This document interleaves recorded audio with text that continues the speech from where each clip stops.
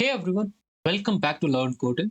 इस लेक्चर में हम लोग डिस्कस करेंगे detailed road map of front end developer के लिए कि किस तरीके से हम लोग एक फ्रंट एंड डेवलपर बन सकते हैं। इस लेक्चर में हम लोग डिस्कस करेंगे कि फ्रंट एंड एक्चुअल में होता क्या है। सेकंड, हम लोग डिस्कस करेंगे किन टूल्स एंड टेक्नोलॉजीज की हेल्प से हम फ्रंट एंड डेवलपर बन सकते हैं और किस टेक्नोलॉजी को कितना टाइम दें हम, जिससे कि एक इफिशिएंट वे में हम इसको सीख सकें।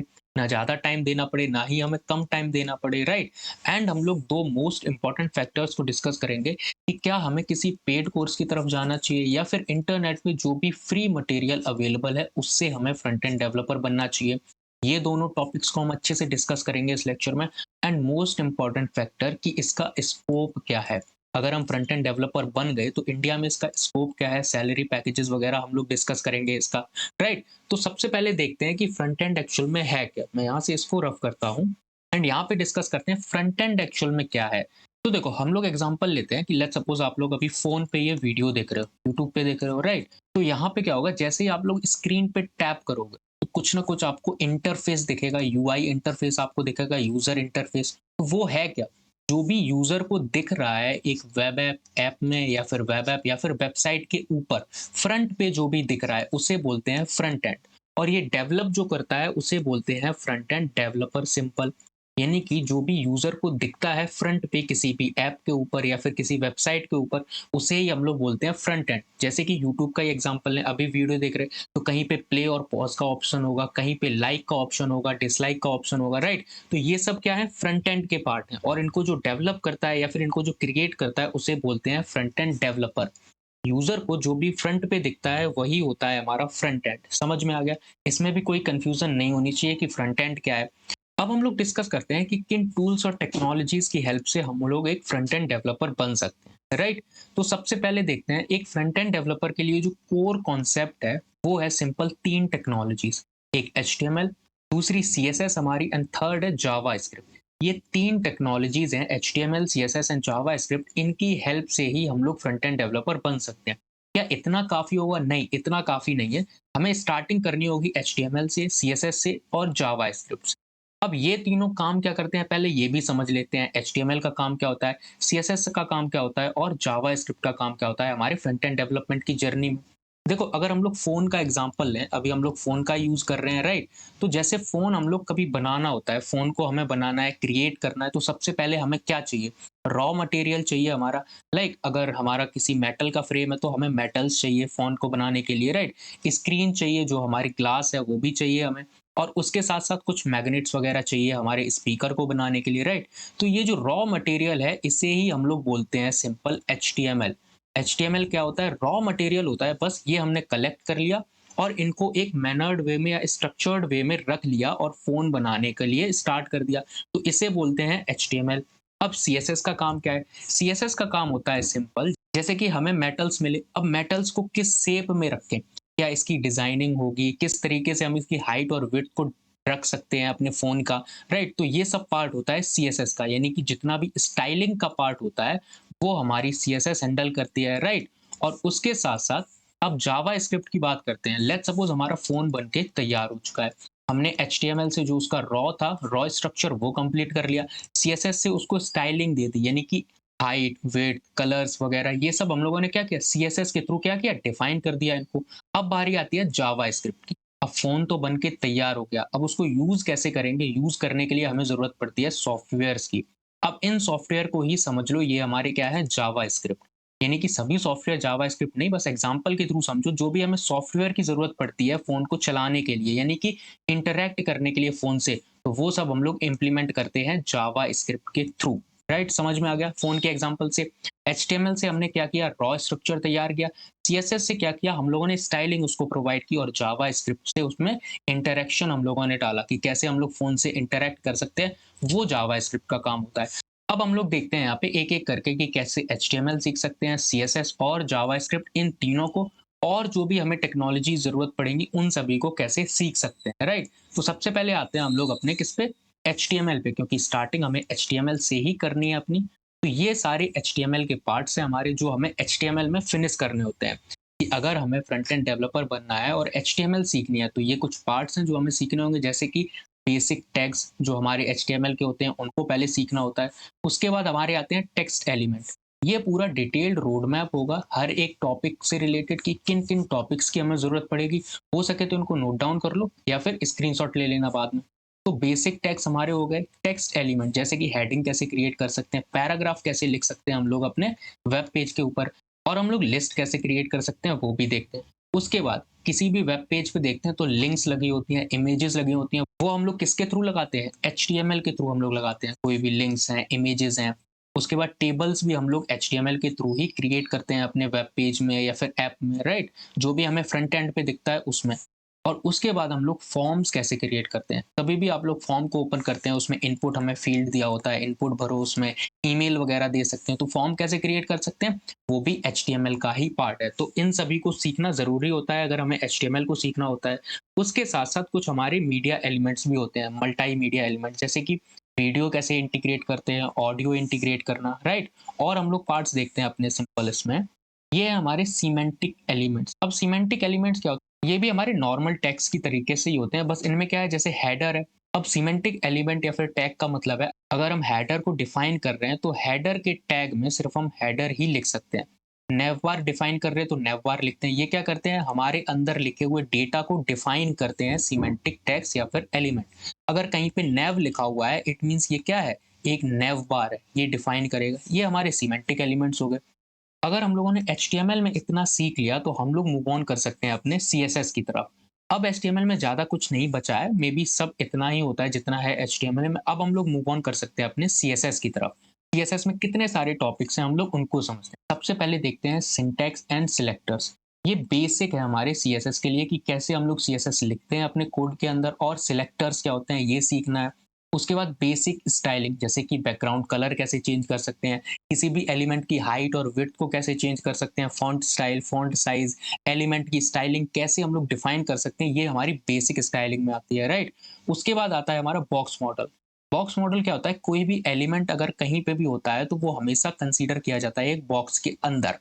अब बॉक्स में क्या होता है, मार्जिन होती है, पैडिंग होती है, बॉर्डर होती है, इन सबको डिफाइन करते हैं हम लोग बॉक्स मॉडल के थ्रू। देन हमारा फ्लेक्स बॉक्स आता है।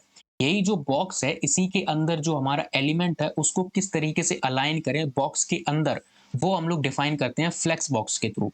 यानी कि वन डायमेंशनल में कैसे हम अपने एलिमेंट को डिफाइन या फिर स्ट्रक्चर्ड कर सकते हैं या एक जगह पर रख सकते हैं, वो हम लोग क्या करते हैं, फ्लेक्स बॉक्स के थ्रू ये हम लोग करते हैं। उसके बाद आता है ग्रिड लेआउट। फ्लेक्स बॉक्स क्या होता है, वन डायमेंशनल में काम करता है। ग्रिड लेआउट हमारा टू डायमेंशनल में एलिमेंट को सेट करने में या फिर एक जगह से दूसरी जगह रखने में हमें मदद करता है। बस इतना है ग्रिड लेआउट का काम। टू डायमेंशनल में ये क्या करता है, एलिमेंट को स्ट्रक्चर्ड करता है। उसके बाद आता है रिस्पॉन्सिव डिजाइन। जब ये पार्ट हम लोग सीख लेंगे देन मूव करेंगे रिस्पॉन्सिव डिजाइन। रिस्पॉन्सिव मतलब अलग अलग डिवाइसेस पे हम लोग अपने ऐप को किस तरीके से मॉडिफाई कर सकते हैं। हो सकता है एक वेब हम लोगों ने क्रिएट की, वेबसाइट क्रिएट की, वो सिर्फ डेस्कटॉप पे चल सकती है, राइट? और हो सकता है अगर उसी वेबसाइट को हमें फ़ोन पे चलाना हो तो उसके लिए हमें सीखना पड़ता है रिस्पॉन्सिव डिज़ाइन, कि अलग-अलग डिवाइसेस पे कैसे हम अपनी सेम वेबसाइट को दिखा सकते हैं, ये डिफाइन करती है रिस्पॉन्सिव डिज़ाइन, राइट? इसको सीखना बहुत ही इंपॉर्टेंट होता है।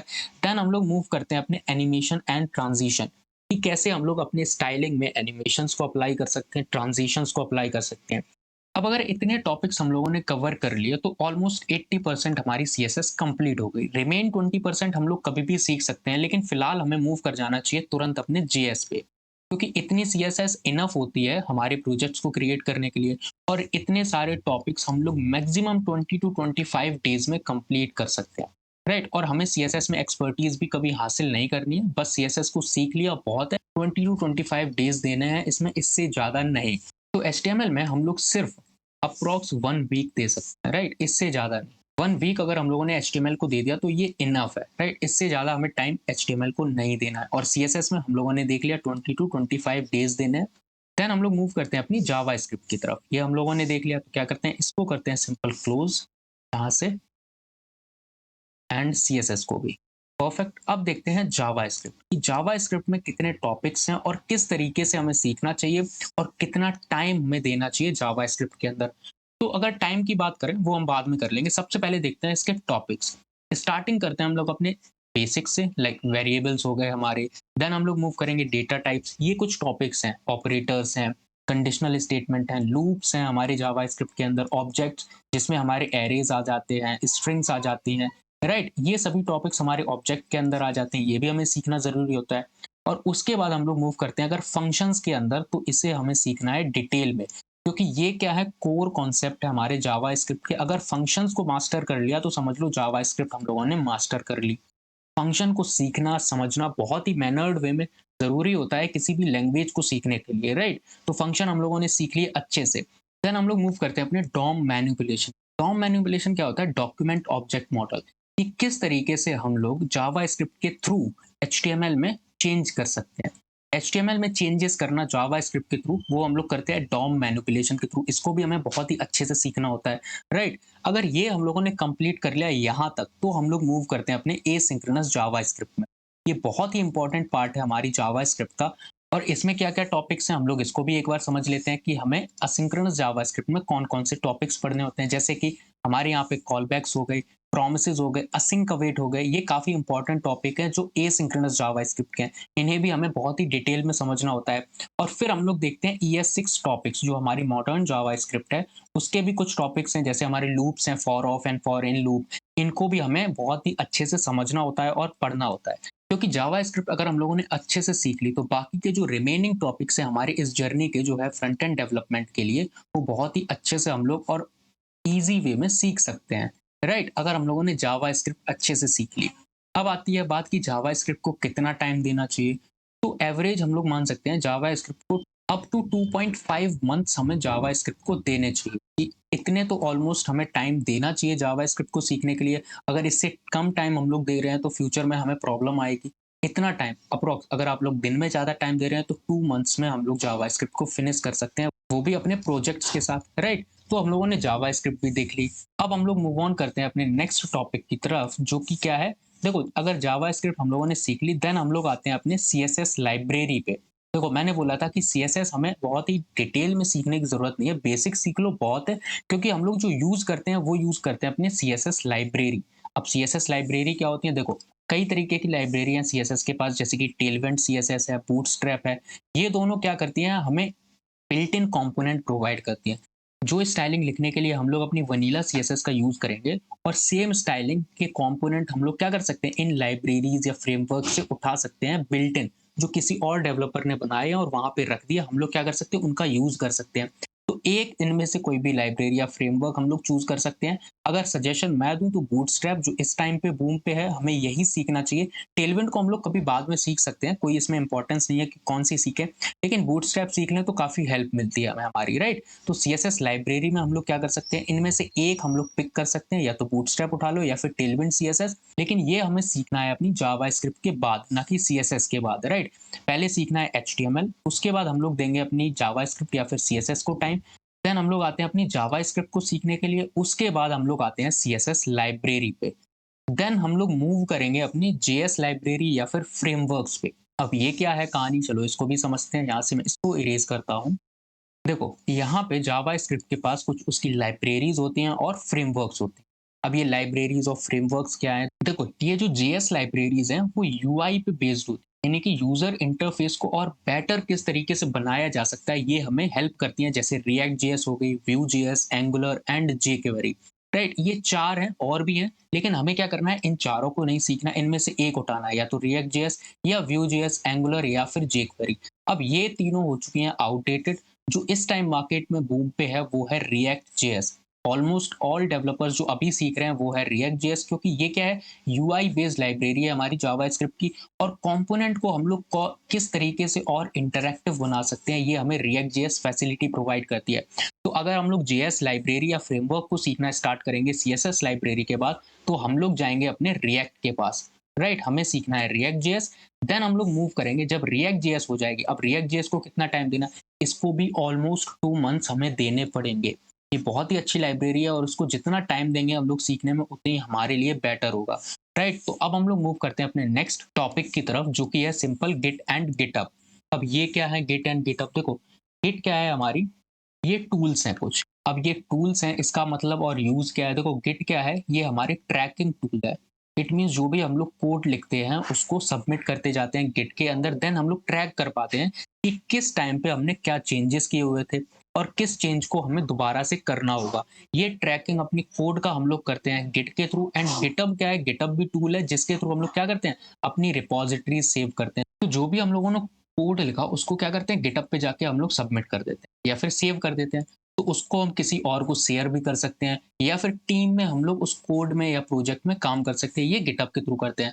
तो जब हम लोग यहाँ तक सीख लेंगे तब हमें जरूरत पड़ेगी अपनी गिट एंड गिटअप की, क्योंकि अब तक हम लोग क्या हो चुके हैं, एक अच्छे से फ्रंट एंड डेवलपमेंट के रोड मैप को फॉलो करने के बाद हम लोग बन चुके हैं फ्रंट एंड डेवलपर। सिंपल।